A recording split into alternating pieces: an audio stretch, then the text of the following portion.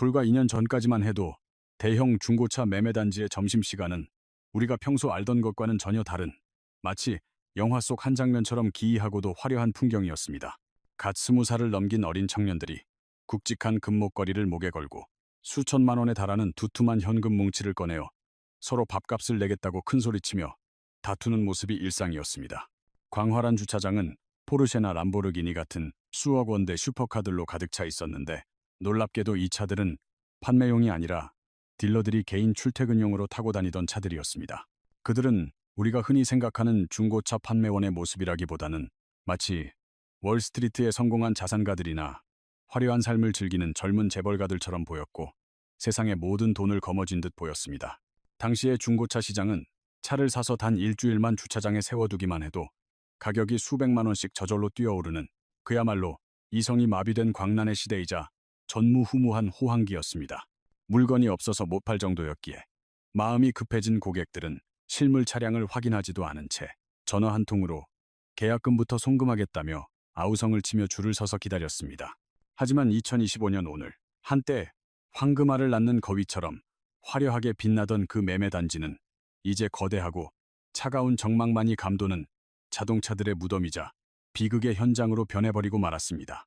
주차장 구석에는 먼지가 뽀얗게 쌓인 벤츠와 BMW들이 주인에게 버려진 애완동물처럼 처량하게 갇혀있고, 타이어에 바람은 빠진 채 누구의 손길도 닿지 않은 상태로 방치되어 있습니다.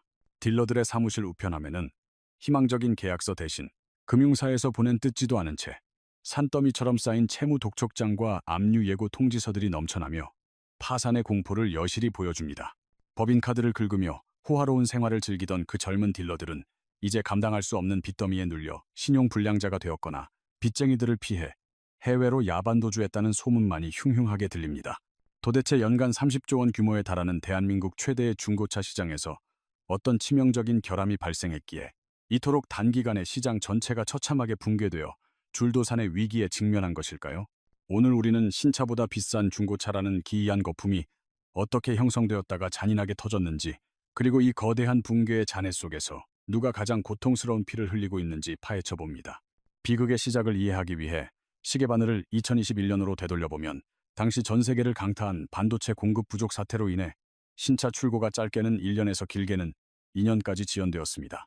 당장 차가 필요한 구매자들이 신차 대기를 포기하고 중고차 시장으로 대거 몰려들면서 시장의 수급 균형은 완전히 깨졌고, 가격은 천정부지로 치솟아 상상할 수 없는 일이 벌어졌습니다. 출고된 지 얼마 안 된 중고 소렌토 하이브리드 모델이 신차 가격보다 무려 500만 원이나 더 비싸게 팔리는 기현상이 발생했고, 소비자들은 웃돈을 얹어주며 중고차를 사는 상황이었습니다. 이 시기 중고차 시장에서 감가상각이라는 고전적인 경제학 개념은 완전히 사라졌으며, 자동차는 타면 탈수록 가치가 떨어지는 소비재가 아니라 가격이 계속 오르는 안전자산으로 인식되었습니다. 사람들은 중고차를 마치 폭등하는 강남의 부동산이나 변동성이 큰 비트코인처럼 여겼고, 자고 일어나면 오르는 시세에 편승하여 너도 나도 투기적인 목적으로 차량을 매입하기 시작했습니다. 딜러들은 승리의 미소를 지으며 제2금융권과 캐피탈사에서 빚을 내어 가능한 한 많은 차량 재고를 확보하려 했고, 공격적인 매집 경쟁을 벌이며 시장의 거품을 더욱 키워나갔습니다. 오늘 5천만 원에 매입한 차량을 내일 당장 6천만 원에 되파는 것이 너무나도 쉬워 보였기에 그들에게 빚은 무서운 채무가 아니라 더 큰 부를 안겨줄 황금빛 레버리지로 보였습니다. 하지만 그들이 맹신했던 이 황금 지렛대가 머지않아 자신들의 목을 옥죄는 날카로운 교수대의 밧줄이 되어 돌아올 것이라고는, 그 화려한 파티의 정점에서는 그 누구도 예상하지 못했습니다. 미국 연준이 인플레이션을 잡기 위해 공격적인 금리 인상을 단행하면서 중고차 시장에 화려했던 파티는 이제 잔혹한 종말을 맞이하게 되었습니다.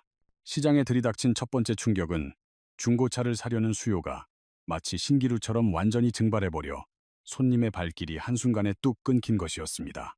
실제로 이 시장에 현금을 직접 들고 찾아오는 사람은 거의 없으며, 대부분의 소비자는 할부 금융 시스템을 이용해 차량을 구매해왔습니다. 하지만 불과 얼마 전까지 만만하게 느껴졌던 할부 금리는 순식간에 3배 이상 폭등하여 어느덧 10%를 훌쩍 넘겨버리는 지경에 이르렀습니다. 특히 신용 점수가 조금이라도 낮은 서민들에게는 법정 최고 금리인 20%에 육박하는 살인적인 이자가 적용되어 대출 자체가 불가능해졌습니다. 결국 고금리의 장벽 앞에 많은 소비자들이 할부 대출 승인을 받지 못하게 되었고, 이는 곧 중고차 구매의 길이 원천적으로 봉쇄됨을 의미했습니다. 이제 평범한 세단 한 대를 구매하려 해도 이자 비용으로만 무려 1,000만 원을 추가로 지불해야 하는 기막히고 비현실적인 상황이 벌어진 것입니다. 냉정하게 계산기를 두드려 본 소비자들은 도저히 이러한 살인적인 금융비용을 감당할 수 없다고 판단하여 조용히 지갑을 굳게 닫아버렸습니다. 무리하게 빚을 내서 화려한 수입차를 타며 카푸어의 삶을 즐기던 소위 카푸어 세대들 역시 시장에서 순식간에 자취를 감추기 시작했습니다. 매달 지불해야 하는 할부금이 자신의 월급보다 많아지는 감당 못할 지경에 이르자 그들은 눈물을 머금고 애지중지하던 차를 내다 팔게 되었습니다. 시장에는 팔려는 차들이 걷잡을 수 없이 쏟아져 나오는데 정작 살 사람은 씨가 마르는 그야말로 퍼펙트 스톰이 중고차 시장을 강타했습니다. 중고차 가격은 공포스러울 정도로 급격히 추락하여 어제 5천만 원 하던 차량이 오늘 4천만 원에도 팔리지 않는 처참한 지경에 놓였습니다. 하지만 겉으로 보이는 가격 하락은 거대한 위기의 시작일 뿐 진짜 위기는 시장의 더 깊은 밑바닥에서 시스템 전체를 위협하고 있었습니다. 중고차 시장을 통째로 무너뜨릴 진짜 시한폭탄은 바로 딜러들이 차량을 매입할 때 금융사에서 빌린 돈인 재고금융이라는 폭탄이었습니다. 대부분의 영세한 딜러들은 자신의 자본이 아니라 캐피탈사로부터 막대한 빚을 내어 물건을 떼어오는 방식으로 차량 재고를 확보해오고 있습니다. 사실상 전액 외상으로 차를 가져온 뒤 차가 팔리면 그 수익으로 원금과 이자를 갚으며 연명하는 매우 위태로운 수익 구조인 셈입니다. 시장 상황이 좋았던 호황기에는 보통 한 달이면 차가 금방 팔렸기에 딜러들은 이자 부담 없이 큰 이익만을 챙길 수 있는 사업이었습니다. 그러나 이제는 매입한 차량들이 6개월에서 1년이 넘도록 주차장에서 먼지만 뒤집어 쓴 채 팔리지 않고 썩어가며 딜러들의 숨통을 조이고 있습니다. 딜러들은 차 한 대당 매달 수십만 원에 달하는 막대한 이자를 생돈으로 계속 내야 하는 그야말로 생지옥 같은 현실에 깊이 빠져버렸습니다. 단 1년만 차가 팔리지 않아도 이자 비용으로만 수백만 원이 고스란히 나가니 딜러들의 통장 잔고는 순식간에 바닥을 드러내며 마르기 시작했습니다. 자동차가 주차장에 가만히 서 있는 동안에도 주차비, 성능 점검비, 그리고 기본적인 유지비는 멈추지 않고 매일같이 눈덩이처럼 쌓여만 갑니다. 결국 딜러들은 피를 말리는 손실을 멈추기 위해 5천만 원에 매입했던 차량을 큰 손해를 보고서라도 팔기로 뼈아픈 결심을 하기에 이릅니다. 하지만 여기서 누구도 예상치 못한 충격적인 반전이 일어나는데 정작 차를 사겠다는 손님이 나타나도 차를 팔 수 없는 기막힌 상황이 벌어집니다. 그 이유는 캐피탈사에서 빌린 원금을 전액 갚지 않으면 차량의 명예 이전 등에 필요한 필수 서류들을 절대 내주지 않겠다고 버티기 때문입니다. 판매가와 매입가의 차액인 수백만 원을 딜러가 당장 자기 주머니에서 현금으로 메꿔야만 겨우 서류가 풀리고 거래가 진행될 수 있다는 뜻입니다. 이러한 극심한 자금 경색이야말로 현재 중고차 딜러들이 현장에서 겪고 있는 그야말로 숨이 막히는 진짜 생지옥과 같은 현실입니다. 지난 1년 동안 비싼 이자와 생활비를 감당하느라 딜러들은 이미 현금이 바닥난 상태이며 더 이상 끌어다 쓸 수 있는 자금조차 말라버렸습니다. 불과 몇백만 원의 현금이 없어서 눈앞에 찾아온 귀한 손님을 허망하게 돌려보내야만 하는 비참한 상황이 전국 곳곳에서 속출하고 있습니다. 팔리지 못한 차는 다시 주차장으로 돌아오고 딜러는 고금리 이자라는 끝이 보이지 않는 끔찍한 악순환의 굴레 안에 영원히 갇히고 맙니다. 지금 이 순간에도 전국 각지의 매매 단지마다 수천 대의 중고차가 팔리지 못한 채 쌓여가며 시장 전체가 거대한 자금 경색에 빠져 있습니다. 한때 딜러들의 든든한 동반자이자 비즈니스 파트너였던 금융사들은 이제 시장의 위기가 닥치자 가장 먼저 차갑게 등을 돌리고 압박을 시작했습니다. 비가 올 때 우산을 뺏는다는 금융권의 오랜 격언이 이번 중고차 시장의 붕괴 과정에서도 틀림없는 사실로 다시 한번 잔인하게 증명되었습니다. 호황기에는 금융사 영업사원들이 제발 돈 좀 써달라며 사정하고 대출 한도를 대폭 늘려주겠다며 앞다투어 유혹하던 것과는 180도 달라진 모습입니다. 하지만 금리가 오르고 연체율이 치솟자마자 바로 그들이 딜러들의 목줄을 가장 무섭게 죄어오며 원금 상환을 독촉하는 가해자로 변했습니다. 금융사들은 기존 대출 연장은 칼같이 거절하고 있으며 아무런 협상도 없이 빌려간 원금 전액을 당장 갚으라며 딜러들을 벼랑 끝으로 밀어넣습니다.